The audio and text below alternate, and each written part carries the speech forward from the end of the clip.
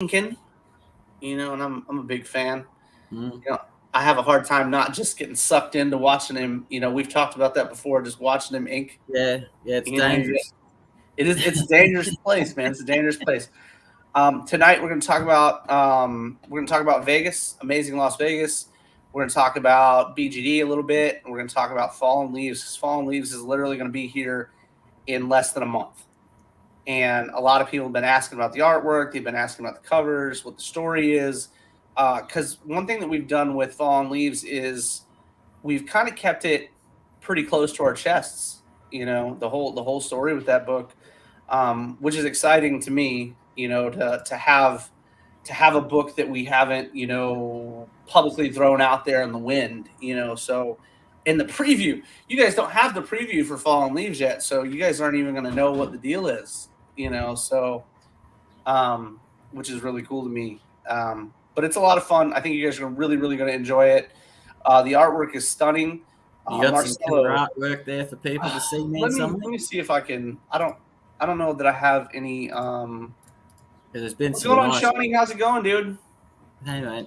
There's been some nice pieces popping up on the Yeah, Facebook, mate, of late. yeah, man. We've been showing some stuff off.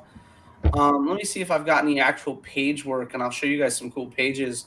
Mm. Um, but it's been really cool. Marcelo Salazar is doing the line work for that, and he's been in the scene for a while now. Not only do you have him, but you've got David Acampo that's doing the colors for that. Mm. And if you follow Ethereal or buy Ethereal books and you don't know David Acampo yet, I really don't know what to tell you.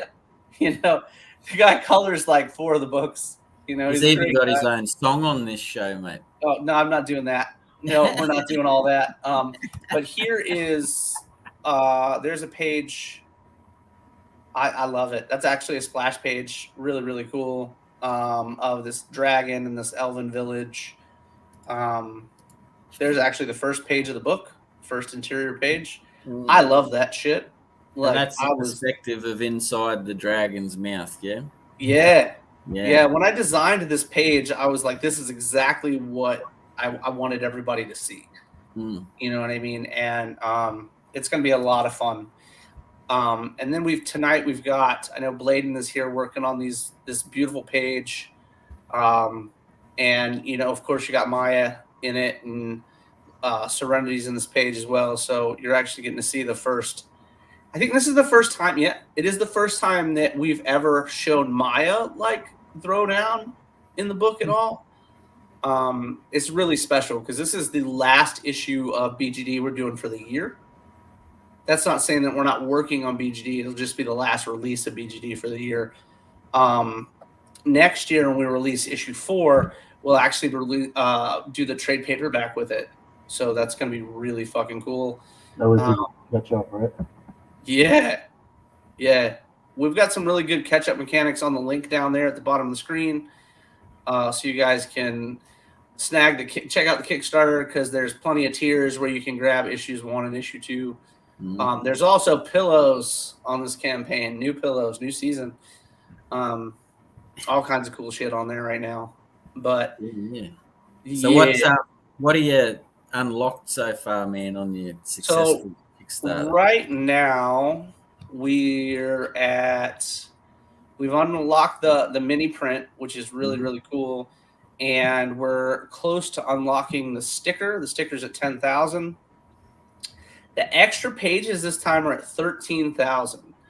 I think we can get there. I'm so confident that the guys have already started poking around at them, so I'm pretty sure that shouldn't be a problem for us. That's good. The pillows, the dirty, fluffy pillows. Yes, pillows. That's right. That's right. Those amazing pillows.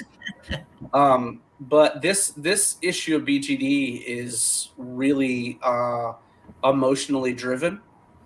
So you'll get to see a lot about Maya and what's driving her as a person, what's situationally what she's got going on in her life currently, as well as in the past, that's made her who she is and who she's become.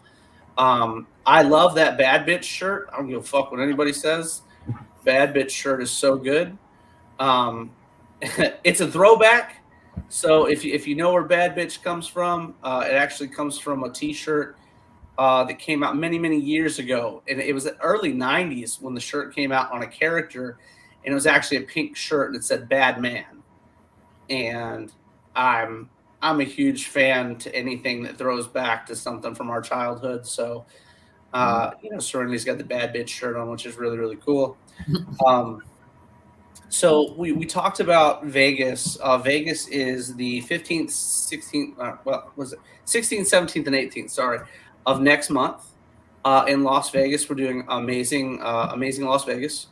We'll have, oh my gosh, Wendy will be there. Steph Wilson will be there. Bladen and I will be there. We've got April. Ruben will be there. Oh my gosh, Lee Iris will be there. I think Cara may come. Don't quote me on may come. So it should be a lot of fun. Lots of the team there. We've got 4 tables, guys, at this show. That's how big it is for us. So, if you're in Vegas or around the area or thinking about doing a con, Amazing Las Vegas should be a lot of fun. And we've never been to Vegas. So if you guys want to come hang out with Bladen and I and have a couple shots and bullshit with us, we will not turn you down. But there's a lot to be seen, a lot of cool shit going on. We also started talking about, we've been talking about Fallen Leaves a little bit. Before I get too far into Fallen Leaves, guys, the statue came in. The If It Hops statue came in the other day. So good. Like ridiculously good. I'd show it to you guys. Photos. You've got photos. I'd actually bring it out and show it to you if it wasn't the glue wasn't drying. So when he sent it to me in pieces so that it wasn't destroyed in the mail. So I've glued all the pieces and they're out in the garage drying right now. And how big's it stand? I'm going to be exhausted making runs. Shawnee's going to be there too. Shawnee will be there. We've got a couple awesome fans that are going to be hanging out. It does stand. It's really cool. She's like taking this pose, but she has pegs in her feet that fit in this base. That's just really cool. I'm a fan of it. Those will be available for pre-order in the October campaign. I think we're doing $375 a piece for those. Really fucking cool pieces. Like they're huge, man. They're like they are that big. They're really big. Little tiny ones. No, they're like they're big, man. Like 9 inches. So yeah, it's a pretty good size statue. Especially when you consider like that's 9 inches at her like crouching. Like if she stood up, it would be a much taller piece in general. All right. Talk amongst yourselves. I'll be back in a little bit. Yeah, no worries.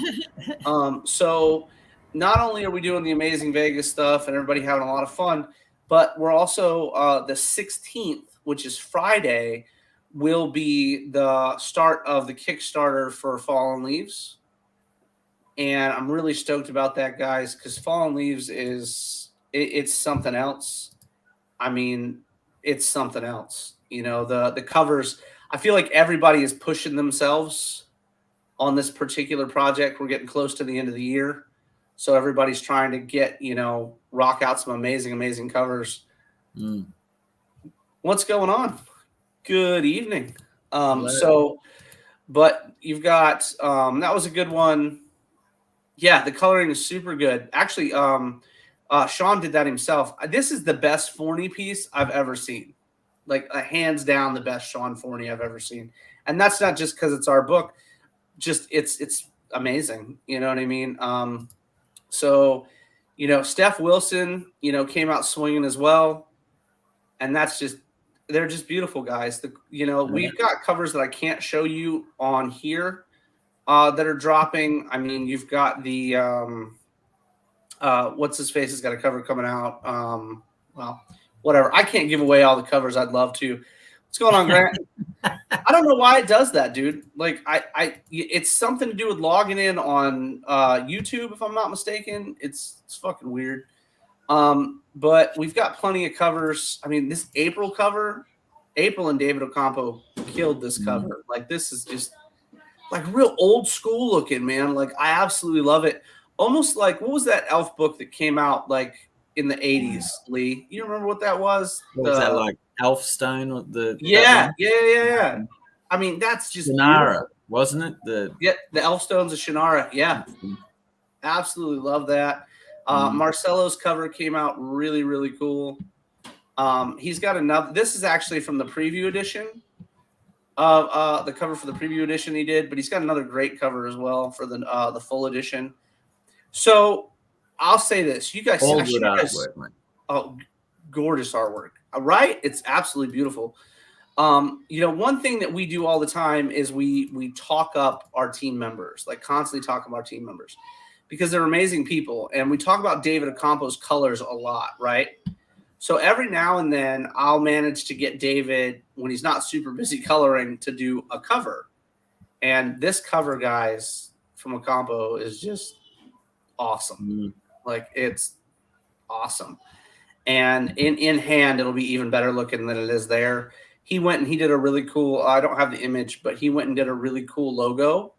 Like, he did his own trade dress, just like April did. And they came out so good. So I'm really, really excited about that.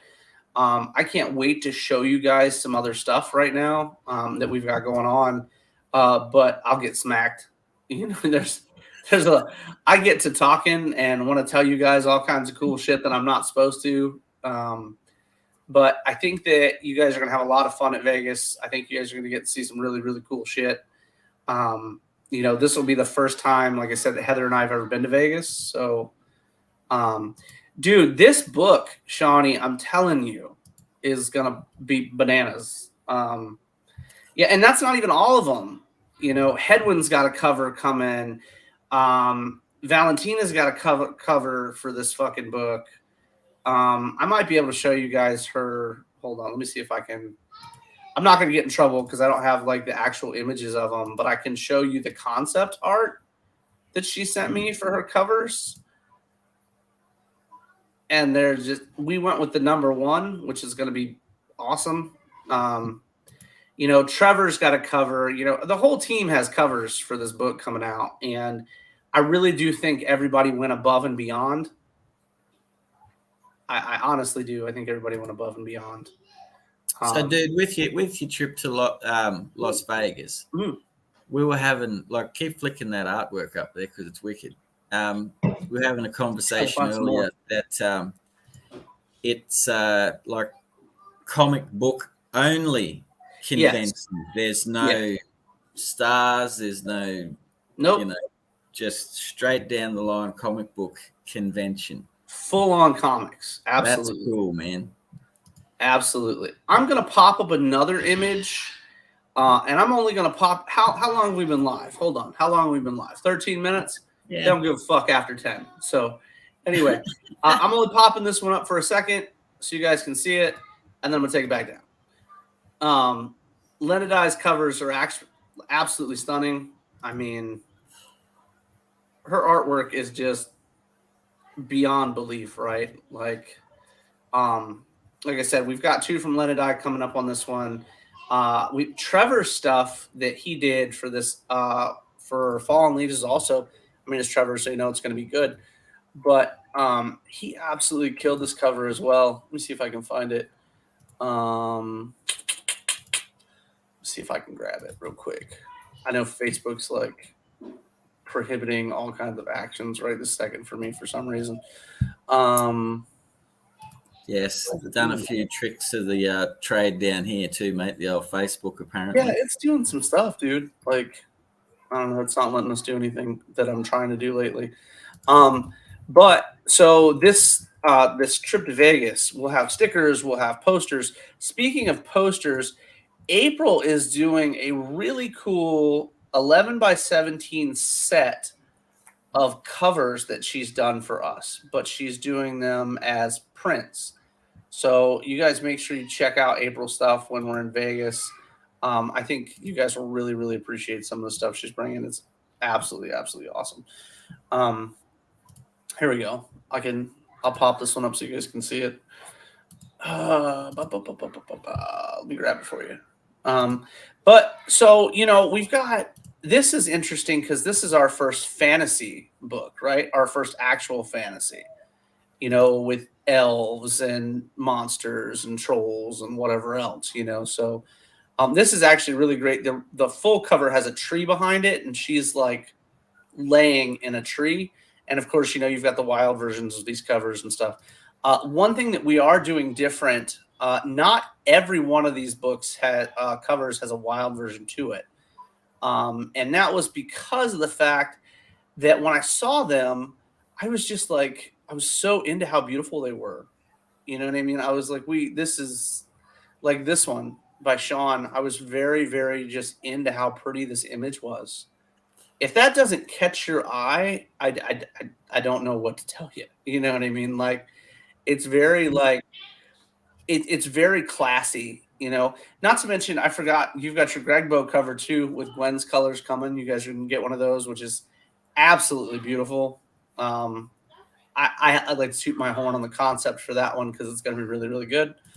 But there's so much to be seen with these covers, and I was like this one. I mean, she's wearing a thong, but it's just beautiful. I don't think that we need to push it any further to show you guys how beautiful the imagery is. It's a good concept, man. I like that cover.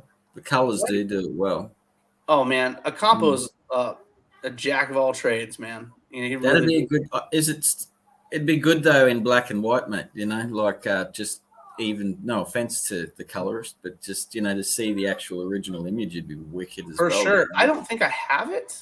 I reckon that'd be solid for sure. Yeah, well, it's his stuff anyway, and he does everything. So it's, I think this one's gonna do well. I'm a fan of that one. They say about fat bottom girls. I'm a huge fan. They make the world go round where I come from. They definitely make the world go round. But we've got so much going on right now, and I'm very grateful, and I'm excited to show you guys all the different things that Ethereal is bringing to the game and to everything going on. It's just an absolutely exciting experience, and I think right now, with the way comic books are in the industry, we're at a cusp. This is a really good time for people that make comic books and they do it successfully. This is a really, really good time period, I think, because eventually, a bunch of things are going to disappear.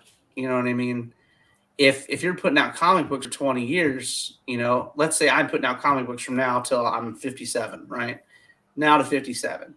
And we're continuously growing, and we're, smashing through things and stuff.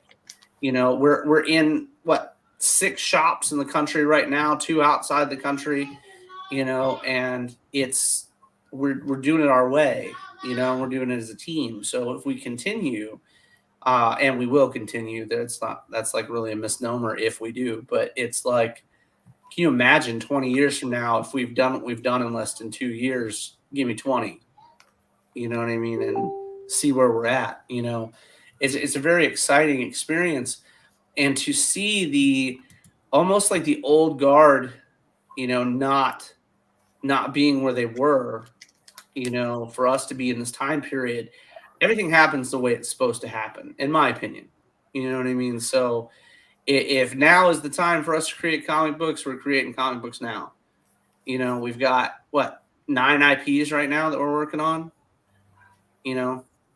Speaking of IPs, if you guys haven't peeped over there on those BGD pages, they are fire, like absolute fire.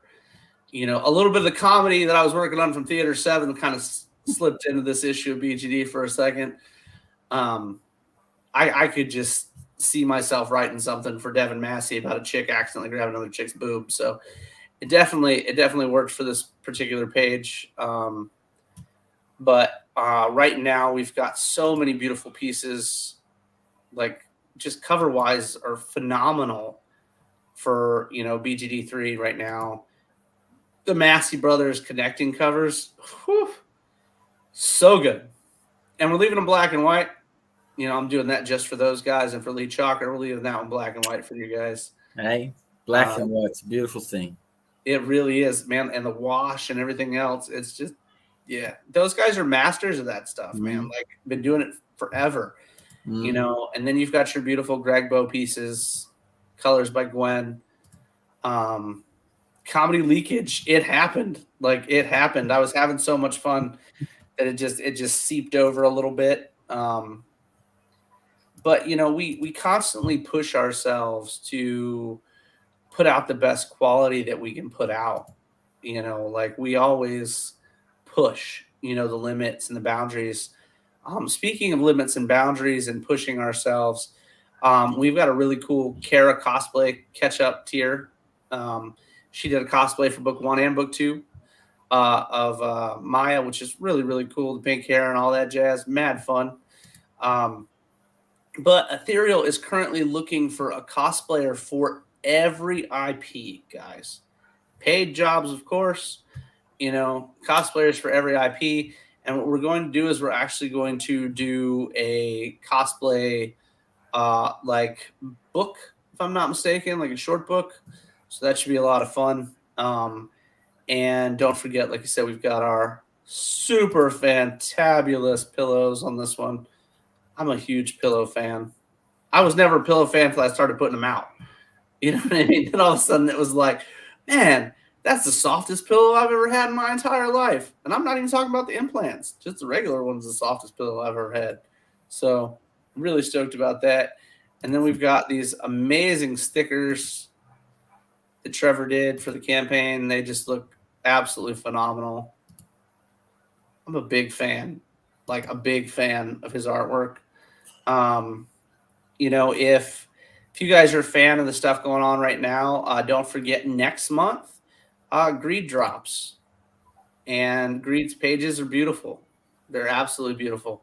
And along with Greed, there's Underland. And the Underland pages are great. So we're really, really excited about everything we've got going on.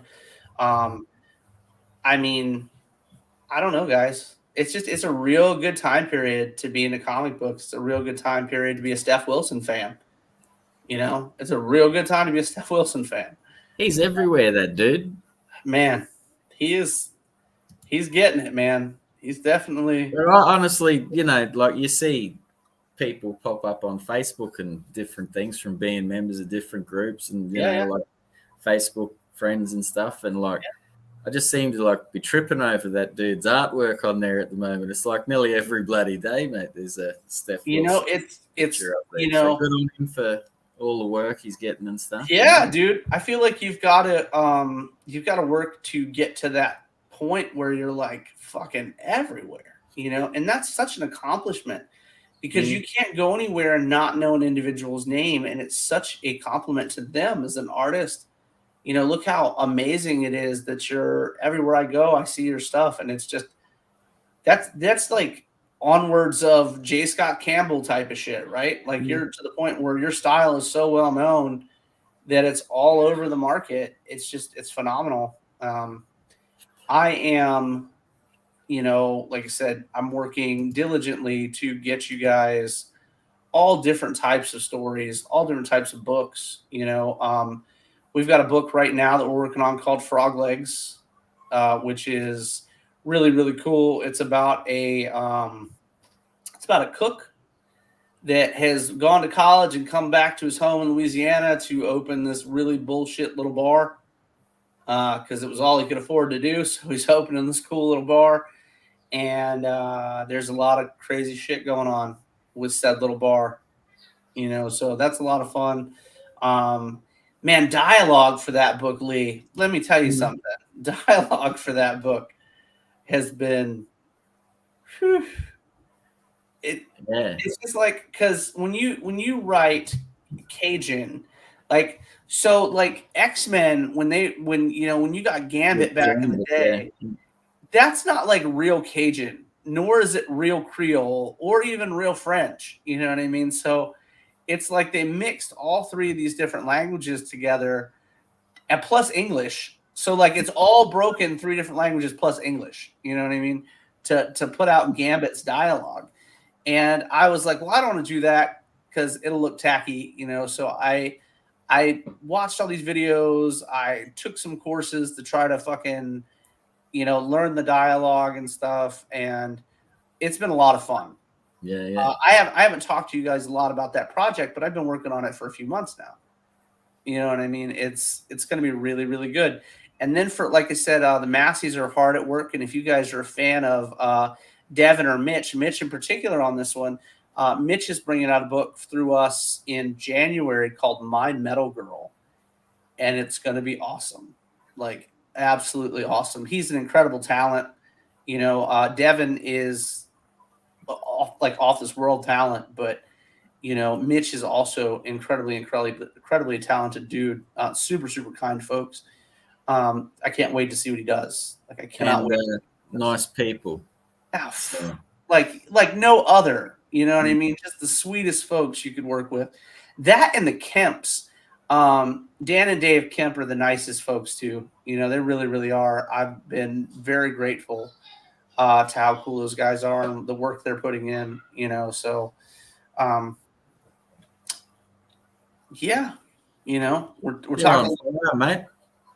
Huh? You're just busy man. Yeah, I mean, I'm all over right now because it's literally like starting in January, we're 2 books a month, man. Yeah.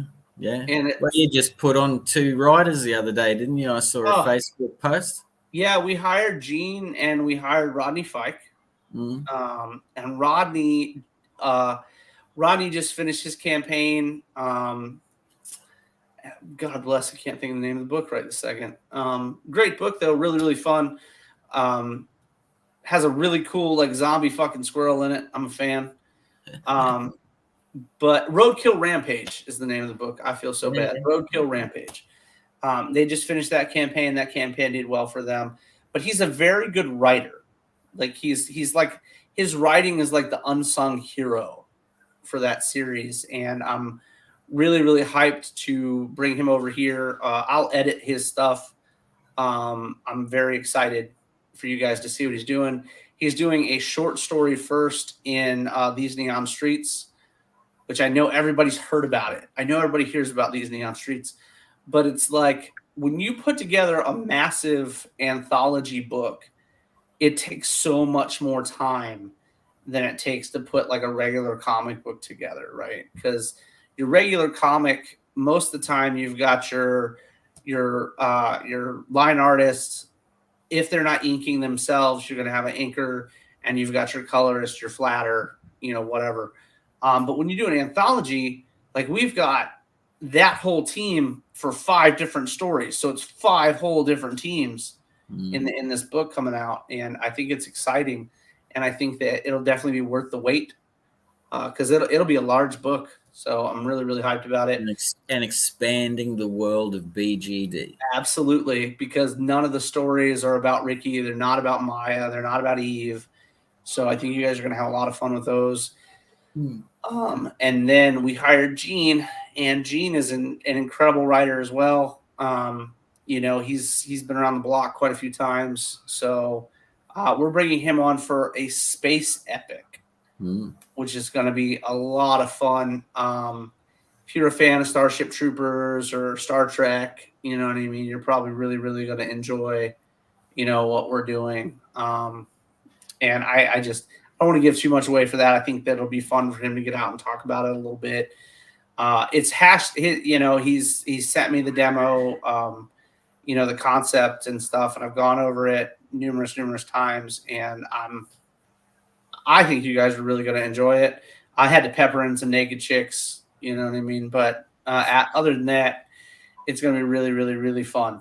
It's anytime so you can come to Ethereal by this time next year, and no matter what like genre you've got to look for, mate, or an interest in, you can get them because it's like, my God, science fiction, Starship Troopers type feel, man. That's cool. Then really see the science fiction side. You got military side. You've got nightmares and dreams side. We got the listener stuff. We've got Greed, like I mentioned just a little bit ago. We've got Theater 7. We've got If It Hops. Yeah. And then, not only those, but Pigs in Space. Knowing Shawnee, right? For real.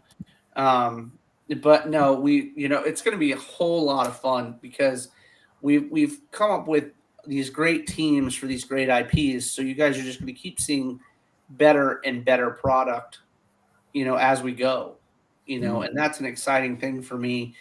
And then, like I said, not only the 9 IPs that we've got that we're working on now, but we bought and we have an entirely other company too that has 3 books of its own that are going to start coming out too. So, that's a big deal for us to I think we'll be at 14 total properties by this time next year. And like I said, 2 books a month. And then I've got like 4 or 5 different scripts just sitting in the wind, waiting for somebody to pluck them out and work on them. So, plus the Bounty Hunter book, we've shown you guys a little bit about the Bounty Hunter book. That may end up dropping in December with the Christmas book. So we'll see how that goes. If Bladen is up to it, because he's doing a lot of work right now. So we'll see if he's up to that, up to the task, which I think he is. He's a super, super talented guy. And I think that as creators, we're getting to this point where we can comfortably be like, okay, well, this is it. You know what I mean? We're doing well. The fans enjoy the books. Our first comedy, you guys will get that in October, which is Theater 7. That'll be showing up in people's houses and stuff. And I think proving that we could do a book a month was a really big deal for us. It was absolutely terrifying to start it. A book a month is like, man, that's crazy. But then when we decided to do, when everybody was like, how are we going to, we keep putting out these awesome projects, and what you guys don't see behind the scenes is we literally have 3 books that are in production at a time. And at any given moment, there's 3 books going at Ethereal. So when we go, well, look at all these amazing products. When are we going to put out each of them? How are we putting them out? And I was like, okay, well, a book a month, we successfully did that. That's not a problem for us. You know what I mean? And the whole rest of the year is booked up, So then when it was like, okay, well, we're going to do 2 books a month, it was like, okay, let's do 2 books a month. But when you tell people you're going to do 2 books a month, now you don't want to burn your artists out. So you have to have enough books to cover that without burning each month up, So it was like, okay, well, now we're going to write more projects. We're going to put together more teams. We're going to put out more books, whether it's comedy or, science fiction or, cheesecake or whatever else we're doing to push the brand and put out good product.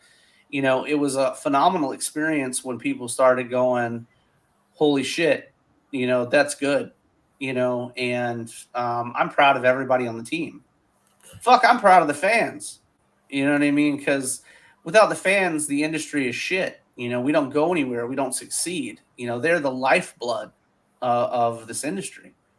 So when we can go, okay, the fans enjoy this. They enjoy getting their stuff when they're supposed to. They like the stories. Those are the type of things that we continue.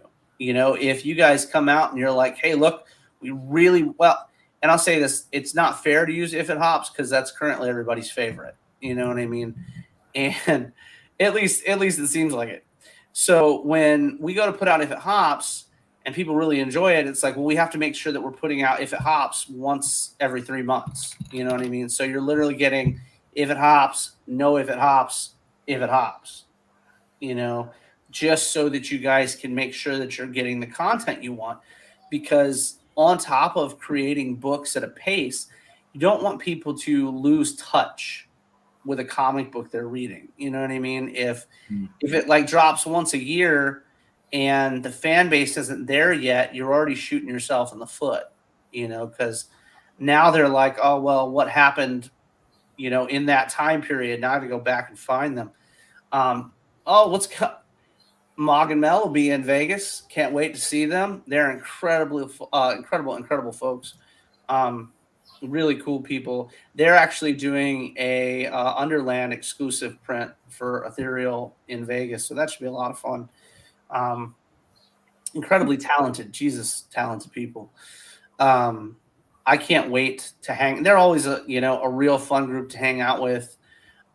We went to, oh my gosh, we were at MegaCon, and Mel goes, "Hey, we're gonna go to that the new Gordon Ramsay restaurant," and I was like, "There is no way that we'll get into the Gordon Ramsay restaurant that's just opening. It had only been open like 2 days." And lo and behold, man, we just walked right in, and it was a lot of fun. You know what I mean? They're really cool people, and I can't wait to see them. Valuable friends. No one's swearing at you in the restaurant, like on his reality. Like, it's weird because it's a really strange restaurant. So if you go to the fish and chips place in Orlando, that Gordon Ramsay opened or owns or whatever else, right? So when you get in there, it's man, look, we have 8 team members of Ethereal and whoever you're bringing, bro. So we're gonna have to blow someplace out, dude. Like, it's gonna be really big. I got 4 fucking tables, man. It's gonna be huge. I can't wait. Like, I cannot wait. But when we went in there, like, it was like 4 of us that went in to eat, and we get in there and we get these tables. But it's weird because you go in and it's the kitchen you walk into. Like, the building is the kitchen. Oh, it looks like Bladen's back. So you go in and it's the kitchen. So then you're in the kitchen and they take your order in the actual kitchen, right? And then you go from the kitchen outside. And it's like there's these really cool little like cabana like seats that you can sit at, and they sit like 4 people at a table, right? But it's all outside and it's on grass. Like, instead of doing an interior building, they did grass. Yeah, cool. It was really, really cool because you have to remember, like, in downtown Orlando, there's like no grass. You know what I mean? There's like no fucking grass. So they put out this like asphalt, or not asphalt. What do they call that shit? The fake grass or whatever. But it was really AstroTurf or whatever. AstroTurf. There you go. And it was really cool. Yeah, he has to get the paper just right. Dude, you don't even understand. You wait till you see him sketching in person. That paper better be just right.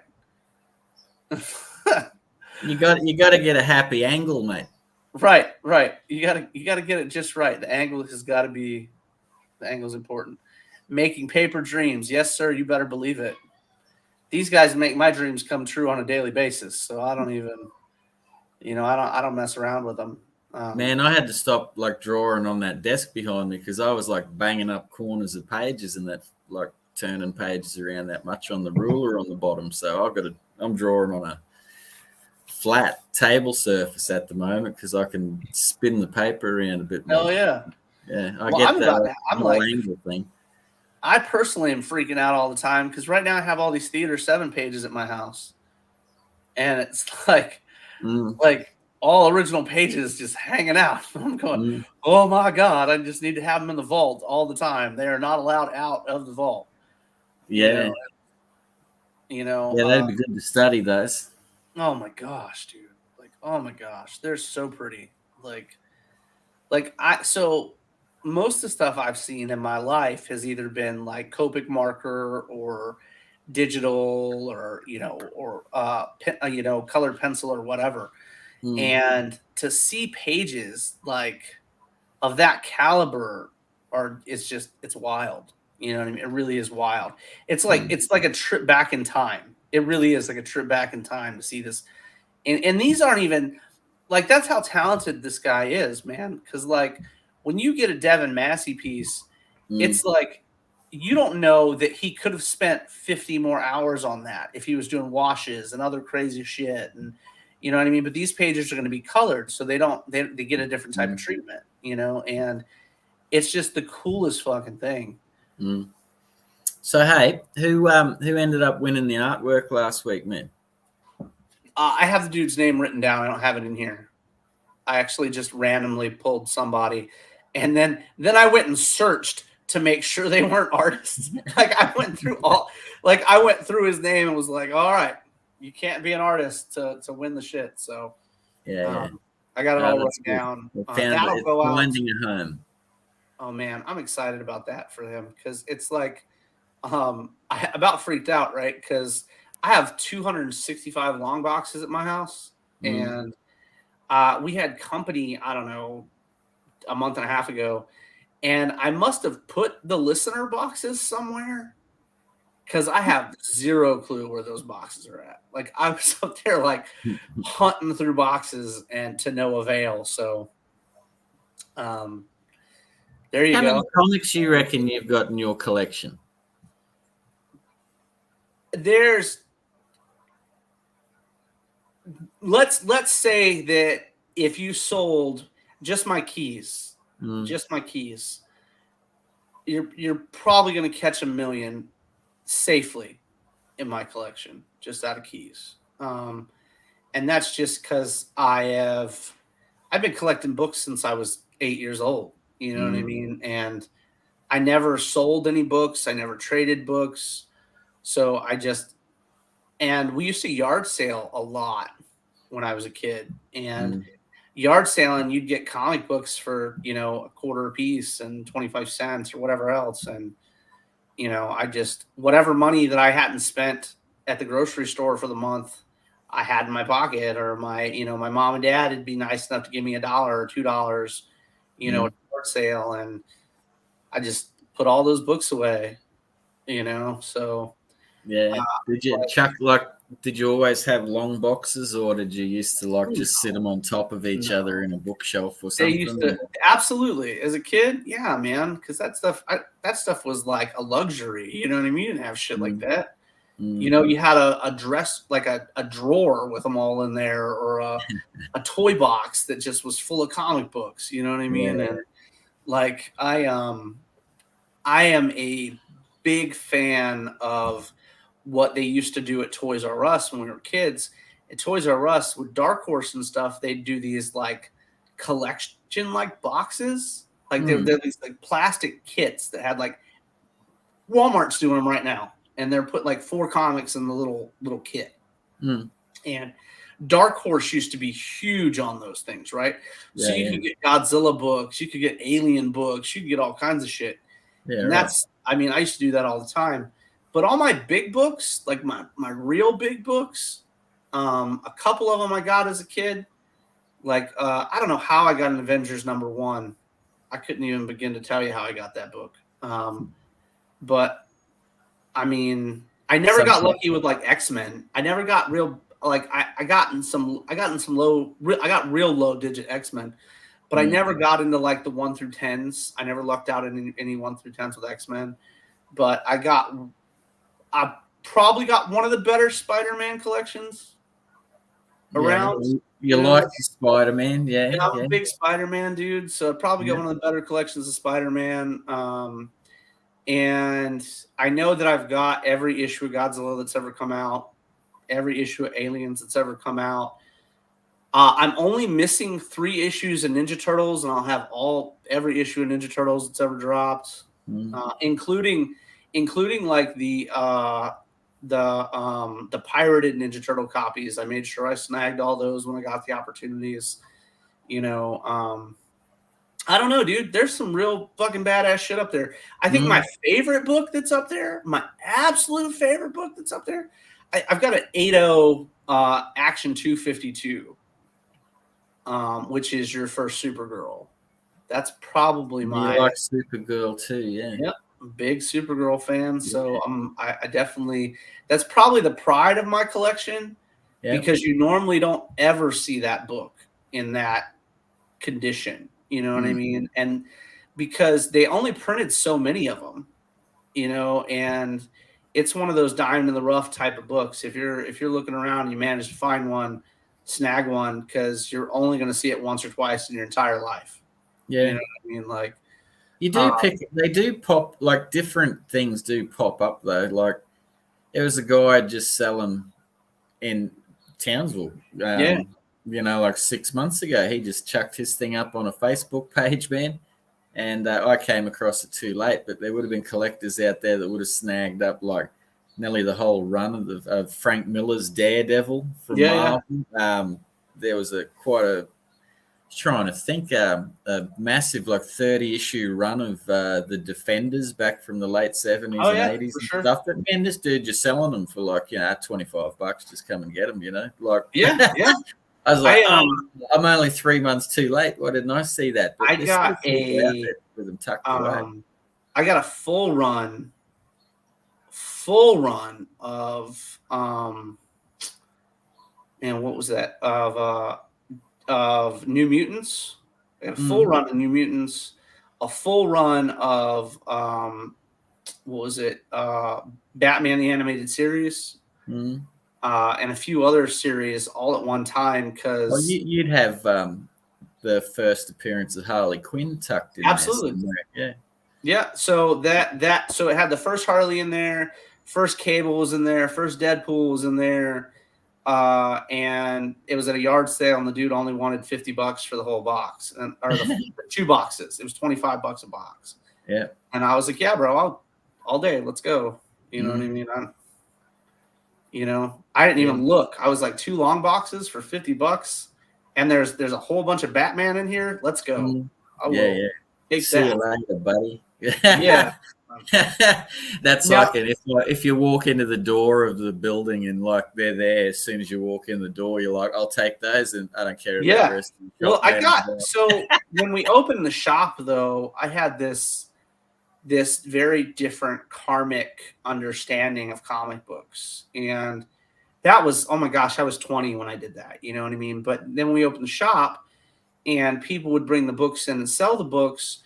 We would give them half of value if it was a key. You know what I mean? And there were times when I called people and was like, hey man, like I'd buy a collection for like $1.50. You know what I mean? And they'd drop all the boxes off and I'd go through them and find some stuff. And I'd be like, well, hey, let me shoot that guy a few $100 more. Cause this is, you know what I mean? That's just, karma is a very real thing. And I like to think that, I try to keep my karmic jar pretty in a good spot, Bladen over here drawing the cream of the crop of our business right here. She is definitely a very popular character. So I think that the design was good. I'm very, very proud of her. Like Eve is a character that I'm very, very proud of because of the stuff that she has to overcome as an individual, as a character to grow, is really, really awesome. Not that I condone people being in shit situations, but she's a great character to grow with. If you're, and I'll say this, if you're an adult and you're looking for a book to jump on with Ethereal, BGD would be the book. It would really be the book. Because it shows off our skill levels and our different types of styles that we put together. From issue 1 to issue 2 is an entirely different type of story. And then going into issue 3 is something. Like it's something. Like it's got some wicked art, which people are looking at right now. Yeah, it beautiful art. I mean, Bladen is an absolute monster. He's not only does BGD, but he does If It Hops. He does the Bounty Hunter book we've got going on. I mean, he's just a very, very talented individual. He's also the art director for the brand. So, whenever we do new hires or you guys see a new artist come on, they've already gone through him to even pick up a job. Well, that's one cool thing that I really, really enjoy about, our business and our company is that we are a business. We are a company. It's not, hey, look, guy, I'm going to pay you $200 for a comic book cover and I don't want to see you again. This is something that we hold close to our hearts. And if you're going to work with our characters, you need to be on our team. Not a contractor type of business, It's so like it's so worthwhile to have a team versus having people that aren't invested in your characters, you know.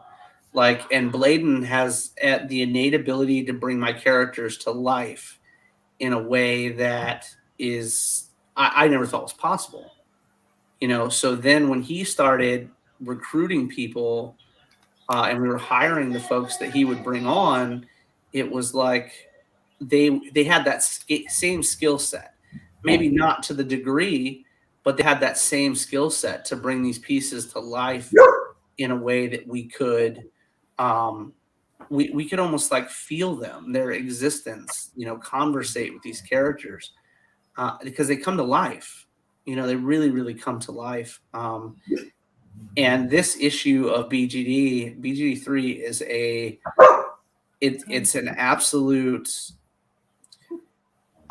man, tour de force in storytelling, if you will. Like I put in the Trinity of Feels in that book. Like, it's definitely if you read The Listener 2, The Listener 2 was a very emotionally driven issue for us. This is on that line of storytelling. You know, it's very dark. It's very, you know, as much as we're sitting here and we're rooting for our characters and our heroes and everything else. And I use that word very lightly, heroes, because I don't view any of our characters as heroes in any book that we put out. Most of our characters are dealing with circumstance. You know, it's no matter what their story is, they're not. I don't call our characters the good guys, because there's not really good guys and bad guys in any ethereal book. You know what I mean? They all have their own, you know, lives and you know, what's driving them to do the things they're doing. You know, using Underland for an example, you could be like, well, the Hatter's a good guy because she's trying to, you know, help her husband. I mean, that's your husband. I don't think it makes you a hero because you want to help your husband or your wife. You know what I mean? That's your person. It doesn't make you a hero. You know, maybe in their eyes, but to the general public, you're just an individual doing what you need to do to get by, you know? And I think that's a lot of fun, storytelling wise, for our characters, because they each have their own innovations and why they do the things they do. You know, why did Ricky open a gentleman's club? You know, all that stuff will come to light as we get further and further into the books. You know, why is Eve, you know, acting the way she does in certain circumstances? Well, Eve's tank bred. So she's got the memories and the life that she lived is because they were, you know, placed in her, you know. What's going on, Josh? But I think that the more that you guys see these characters and you grow with them, you'll be able to relate with the situations that they're in, especially this issue. It was a real dogged issue to put together, man. Like, it really, really was, because I was trying to create a story that would draw you in, but not the concept is kind of, it's real touchy. You know, the stuff that we were working on in this particular issue is really touchy. You know, I mean, for sure, absolutely, Shawnee. But again, that goes back to what we were just talking about. It goes back to the fact that they each have their own machinations. Just because you're not a hero doesn't mean you're not a bad guy or not a good guy. You know, I mean, you can be a nice guy and a good dude and realize, hey, look, that guy that's trying to mug the chick, you know, he's not a good dude, so I'm going to stop it. I mean, you know, that's cool and good of you to do, you know what I mean? But it's all the machinations. It's how the character is created, what their belief systems are.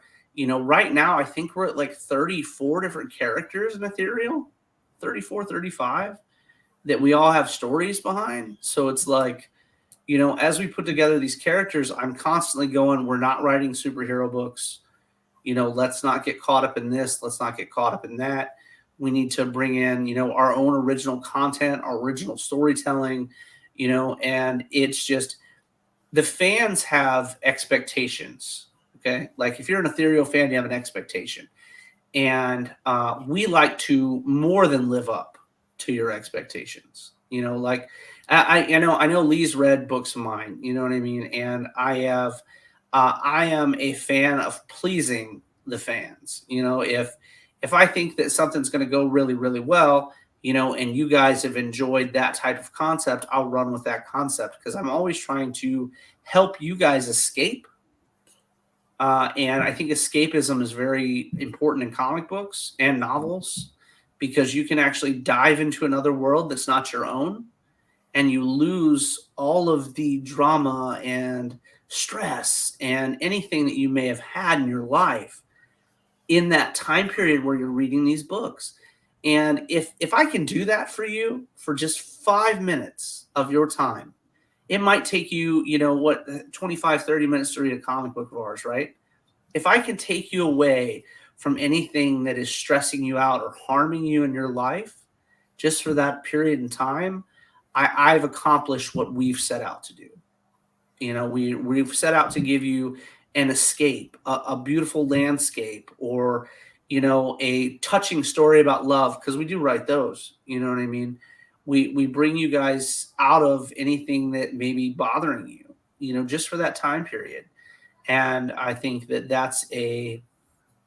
it's giving back. I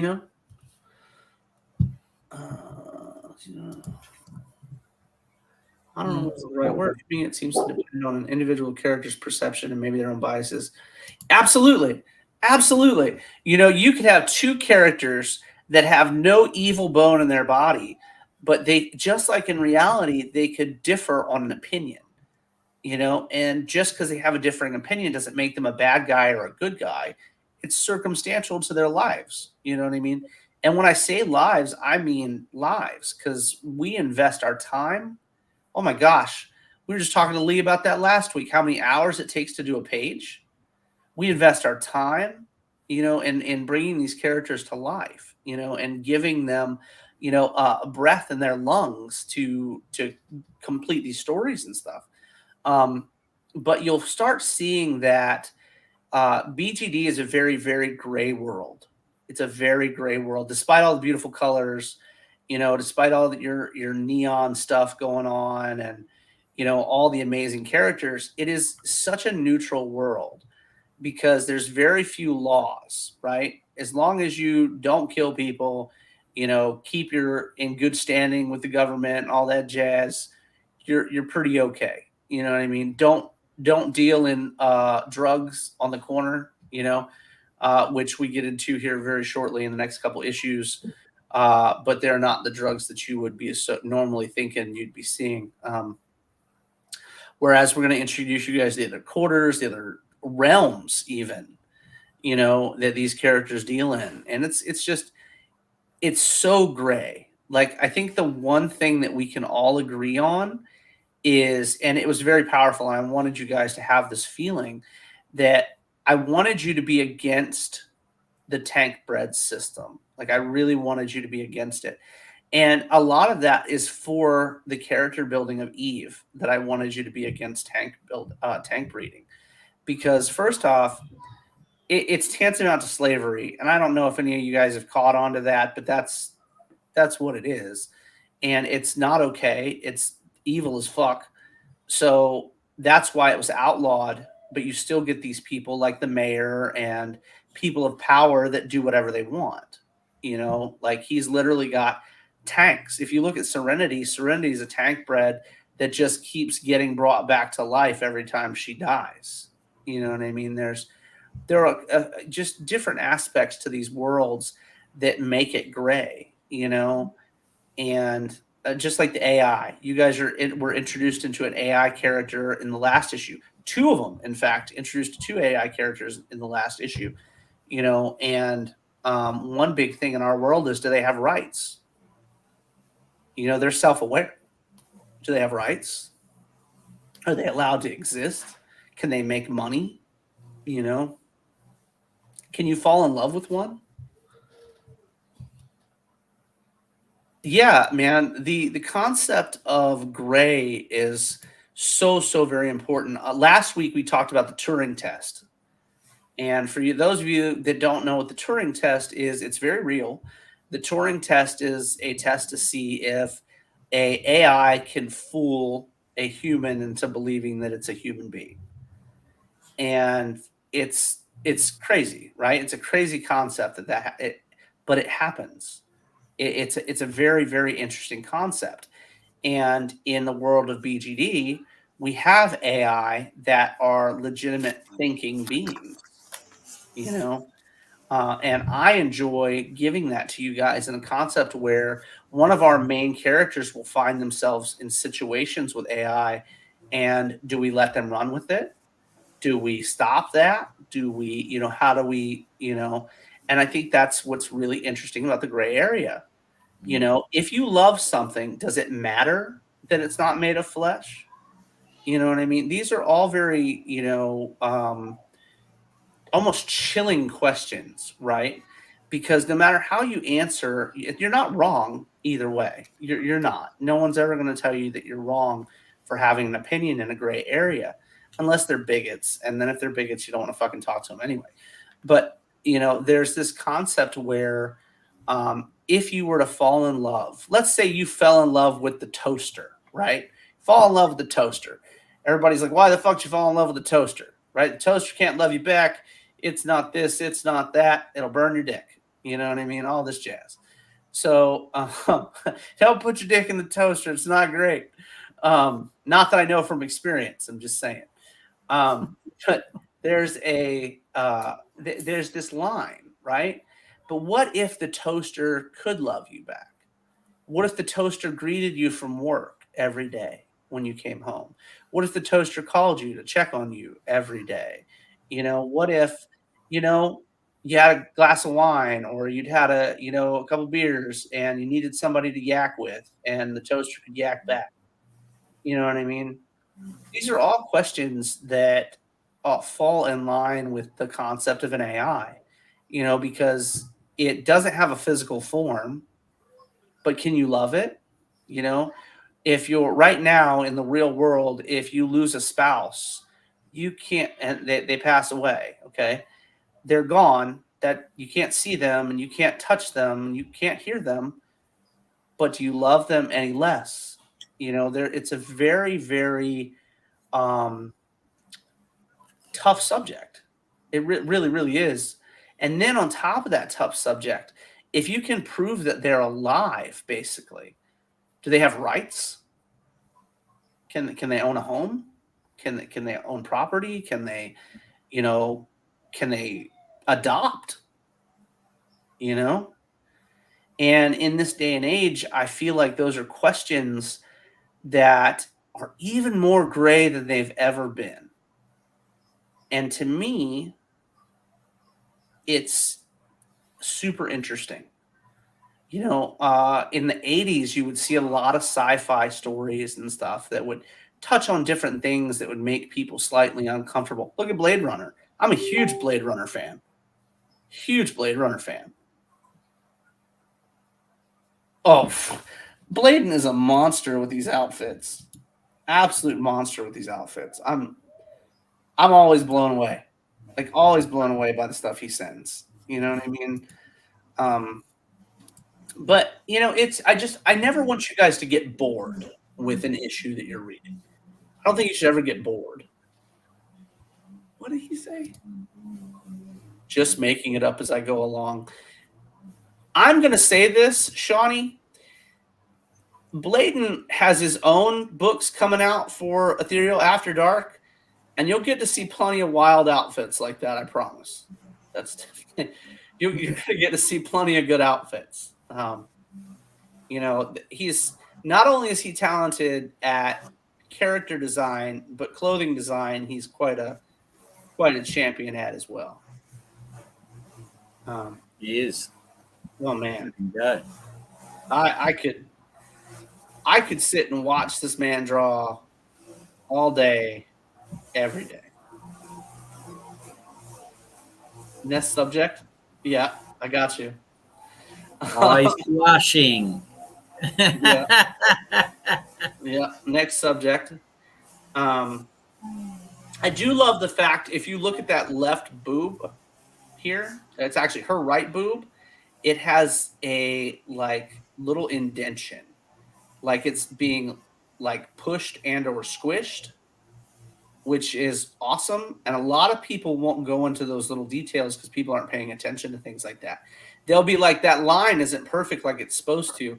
But if you pay attention, that fabric is actually pushing that breasts. So it's got like a different shape to it. Stuff like that is super awesome to me. I'm a big fan of those little nuances, little details. We were just talking about the hand. Like if a hand is touching flesh, flesh is not so firm that it doesn't make an indentation when you grab it. I don't give a shit who it is. You could grab Arnold Schwarzenegger and you're still going to get some kind of indentation from your hand on his arm. You know what I mean? And I think it's very interesting when you do something like that and you show that nuance. It's very powerful.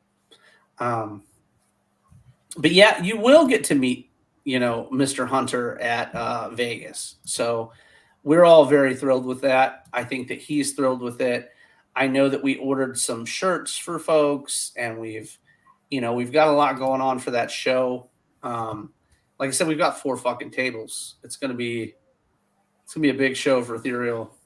And I ordered some new table runners. I ordered a bunch of books.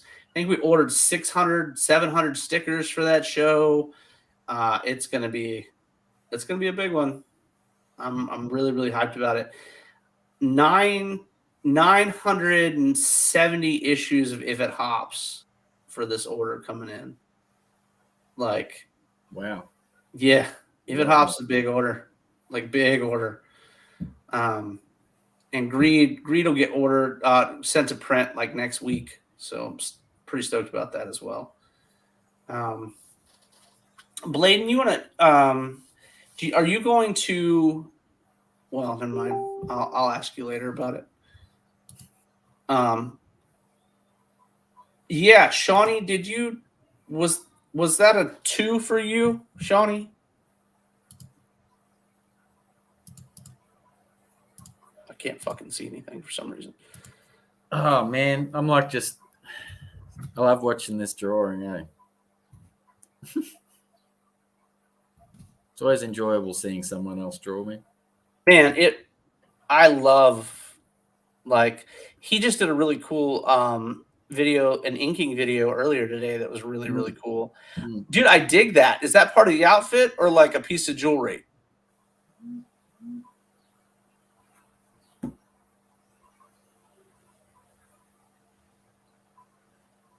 Okay, right on. I'm with you. Man, I love the Saurians because you can create just like the coolest outfits, the coolest jewelry on the characters. We went to, for those of you that did not catch issue 1, or even if you did, Bladen and I went over this like really interesting concept where he had drawn a character that looked like Uncle Fester from behind because she was bald, because she was Saurian chick. So we did this amazing, he was like, I was like, oh man, what are we going to do with feathers or whatever else? And he ended up doing like this headdress for this character. And it was just really, really cool because it integrated what modern science is saying about dinosaurs. It integrated just, the really cool little nuances of the fact that now this character has these badass, feathers, or even like not just a headdress, but like earrings, these big ass like feathered earrings.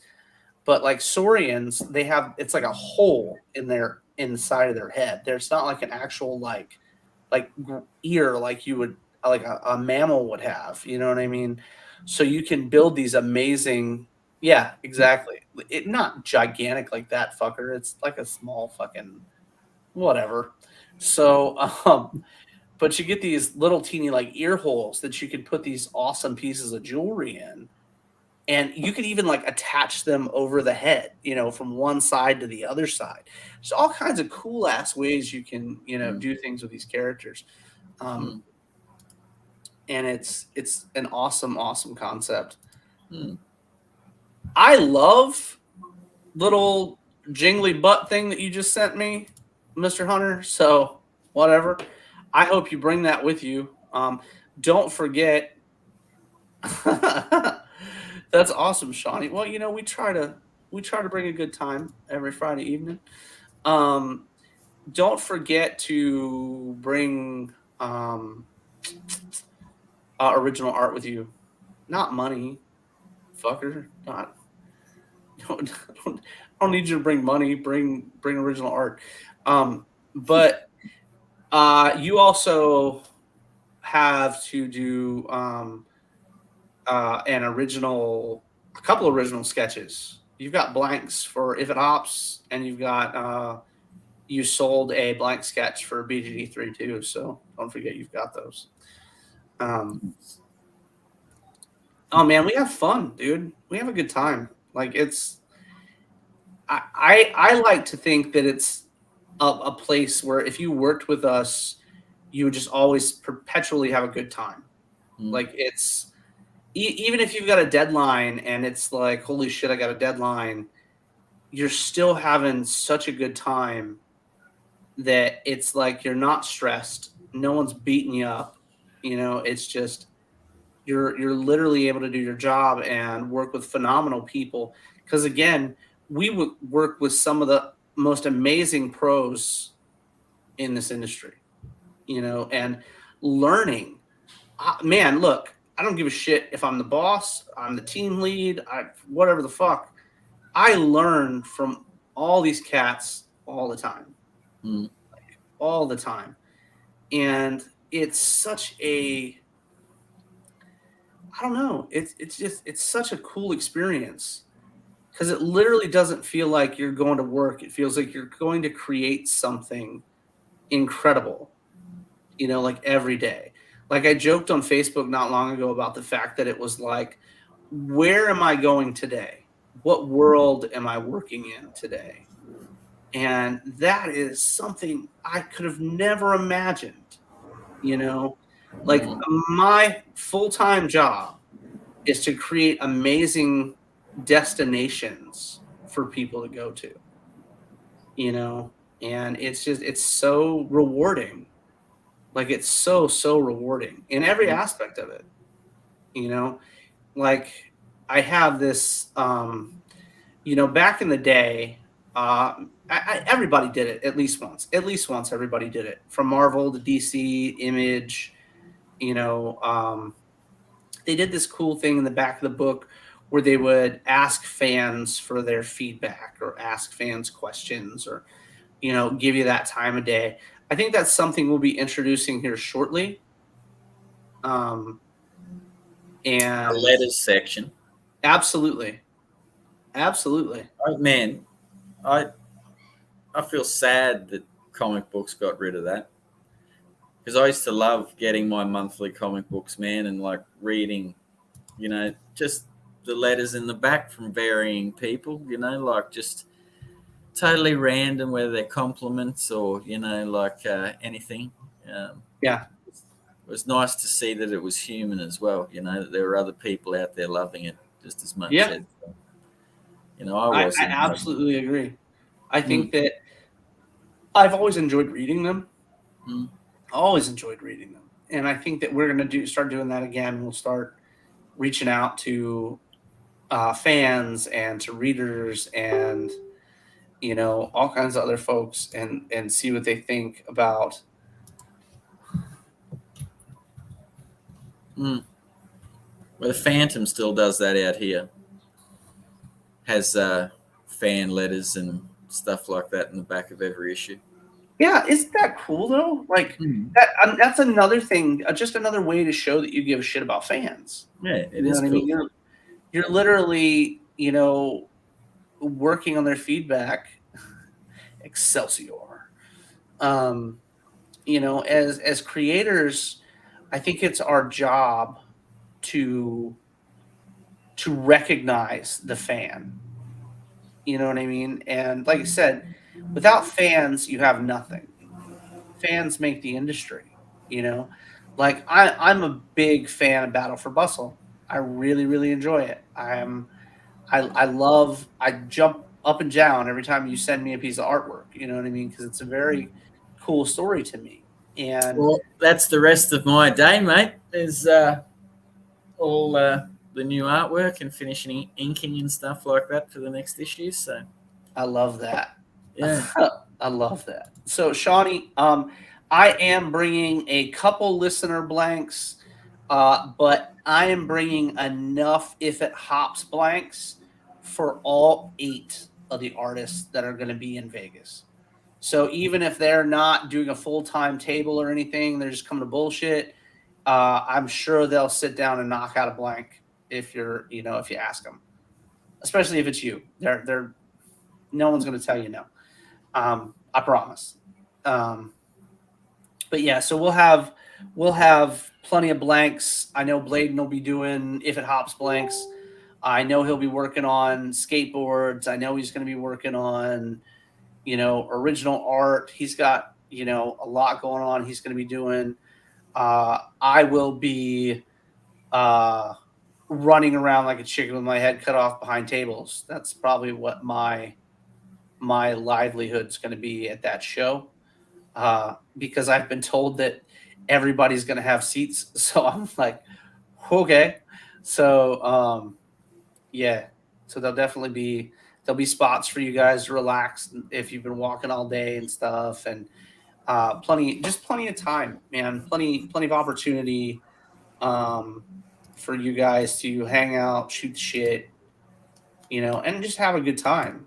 You know what I mean? I'm so ready. I'm so very ready to pop it off, man. Like I'm just ready to go. I don't know, man. I think that's the life story anymore, right? Like you're ready to put the art out. You're ready to give it to people. You're ready to, No, I won't hold that against you at all. I promise. But April will be there. April will have, if it hops blanks as well. There's, like I said, there's going to be a shit ton of folks. Dude, you know what? If you wanted to get like a jam piece, these guys are going to be so down. You know what I mean? We're doing a cool thing for Lee Chalker, and getting a bunch of people to sign books, and we might even be doing something cooler for him. We'll see what we got going on. But we're really, really excited about everybody coming and hanging out with us. We're definitely going to be, putting it out there, man, and pushing it really strong. Like I said, between stickers and books and all kinds of shit. I know that we'll have the listener trade paperback there. We'll have, Greed issues 1 and 2. The only thing that we will not have there is Fallen Leaves and Underland. Those are the only books that won't be there because we haven't released them yet, and it's just I'm not going to bring books to a show when I haven't sent them out yet. So because I want them to be perfect, right? I want the books to be perfect before they go out, and then like I said, we're in a ton of stores in the country now, so it's like if they're on a timeline, I have to hold ourselves to that timeline as well. I can't be putting out books early if those guys are waiting. So well, yeah, they certainly could. I mean, if you guys we'll let Bladen talk about that more on his pages, but if you guys want to pre-order like slots, we can do those too. You know what I mean? So he just brought it up. If you guys want to pre-order blanks from Bladen, he's more than happy to do them. I think that he'll probably have at least 4 blank If It Hops covers, and he'll be taking commission work as well. Take this opportunity, guys, because if you're going to Vegas, this will be the most of our team that's ever been in one place at the same time. So it's definitely a good spot if you're going for artwork or CGC stuff or anything like that. It's definitely a good show. But anyway, guys, we've been at it for an hour and 20 minutes now. Super fun, having a great time. I love this piece. We need to do something with this because this is super fun. Tight top boob indents, man. I love it. That's what I'm talking about. He can read my mind, you know, just like the underwear is biting into her hips. Yeah. Mog and Mel will be there. Anvu will be there. Those guys will get blanks from us too. Just like I said, just reach out. Everybody that's involved with the brand will have blanks at the show. So just, if anybody's looking or curious, anybody involved with me that's a friend of mine, a team member of mine, doesn't matter what it is, they'll all have blanks at the show. So, yeah, blanks galore. So everybody will have them. It's going to be an incredible time. I cannot wait. I'm so excited.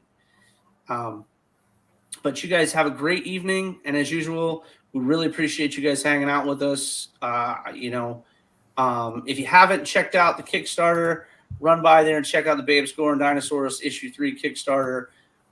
We're currently at $9,404 and 178 backers with 13 days to go. It's going to be incredible. We are going to make it absolutely fucking huge. It's going to be so good. Oh my gosh, it's going to be ridiculous. You guys have a great evening. Thanks again, Mel, for hanging out with us. Shawnee, it's always a pleasure, madam. Take it easy, and we'll see you guys next Friday. See ya.